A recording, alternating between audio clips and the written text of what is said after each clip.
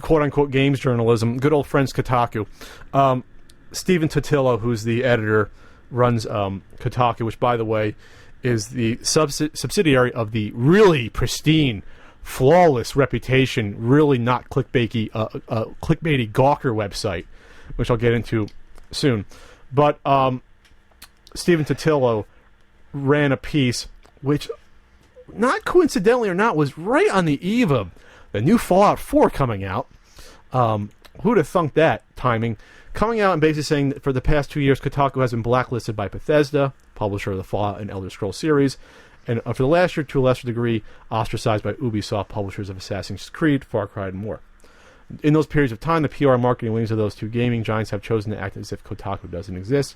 They've cut off our access to their games and creators, omitted us from their widespread mailings of early review copies, and most galling, ignored all of our requests for comments and any news stories.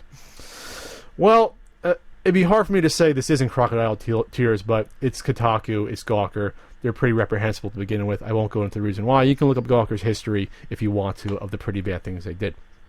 But I want to talk about a few things about what's the responsibility of game companies in regards to a site like Kotaku. If they're obligated to respond, if they're obligated to give out early review copies. And honestly, they're not. No. They're under no obligation to give you early access, to talk to you about their game development, or to give you early review copies. And for Kotaku in particular, they have a history of leaking stuff that have pissed off companies.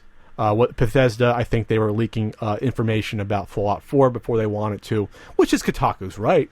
They can take any information and run with it. But it's also then Bethesda's right for saying, we don't have to deal with you. This is video game stuff. We don't have to give you an early copy. What are you losing out on? The fact that you can't get your review out 2 days before it comes out? Then, oh well, it comes out 2 days afterwards. Right. So the cry about it is strange, especially since Stephen Totilo himself has used the barrier of saying we are not a games journalistic site, we are a blogging site, to shield himself from having any sort of ethics in place to begin with. So then to have that standard of saying, well, now we are a games journalism site, which means we deserve early copies of games, which I'm still trying to figure out what the logic of that is just a total bullshit. He was doing this to get attention. Fallout 4 is coming out. If this really bothered him, he would have spoke about this last year. They didn't have a review ready, so this was what they put in place, a review to get clicks. Here's what I'll say. I've never really particularly followed Kotaku.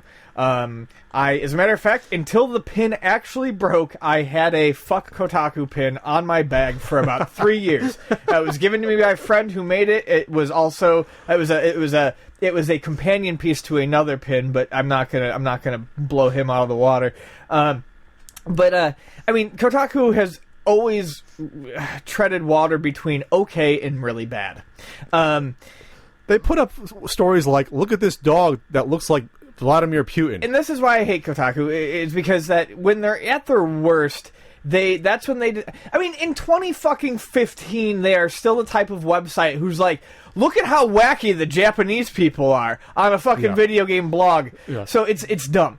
Anyway, when I actually read the letter, if you divorce the letter from Kotaku and from the person who wrote it, the spirit of it is fine by me because to me all game journalism is just repackaging PR. All it is. That's always been your argument that it's always been just another PR middleman. That's all it is. That's all game journalism ever has been. So the letter, I'm okay with a lot of what the letter says because I've always wanted to... Because there are no scoops in game journalism other than what they send you. Sure. So I'm okay with the idea that if you have info, if you have inside sources or deep sources and you want to talk about shit, fine. But if you do that, you are giving... you cannot have your cake and eat it too. If you are going to be that type of website, I commend you, but fucking buy into it full force and don't fucking cry when the enemy or the people or the powers that be don't want to play ball with you. Again,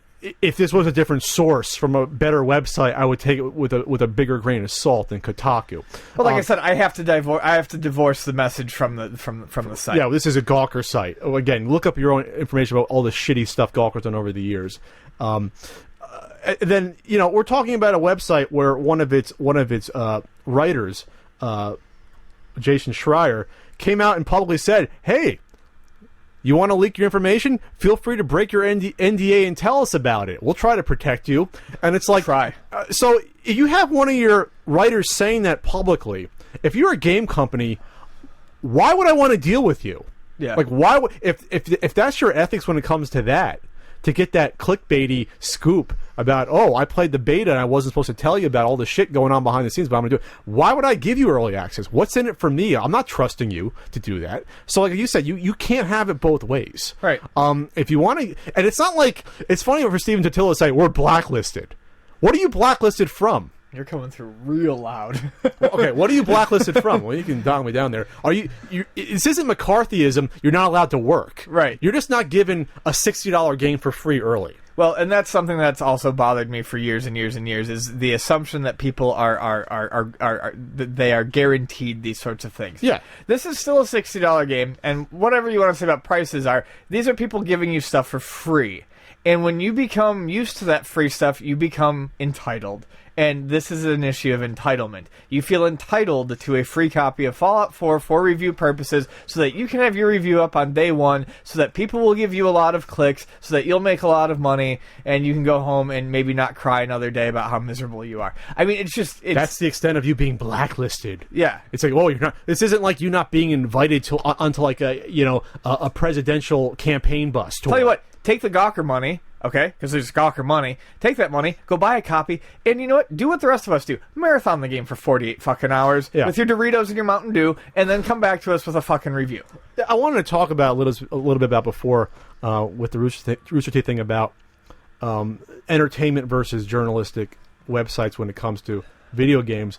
But people have been saying this for years, is that sites like this are getting outpaced by those entertainment sites because they're covering the games early. And they're doing Let's Plays and walkthroughs and reviews.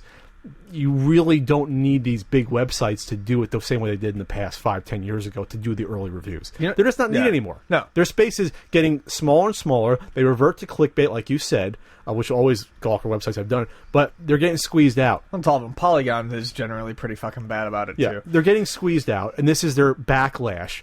And to do it like this, you think Ubisoft sees this or Bethesda and says, "Oh, we were wrong." No, they're going to be like, "Oh, screw you, whatever. We don't care. You're not affecting our sales at all. You're going the way of the dodo." And by the way, Kotaku might be gone anyway from the Hogan lawsuit, which he's probably going to win. Gawker might be put under the ground anyway, and we'd all be better for it.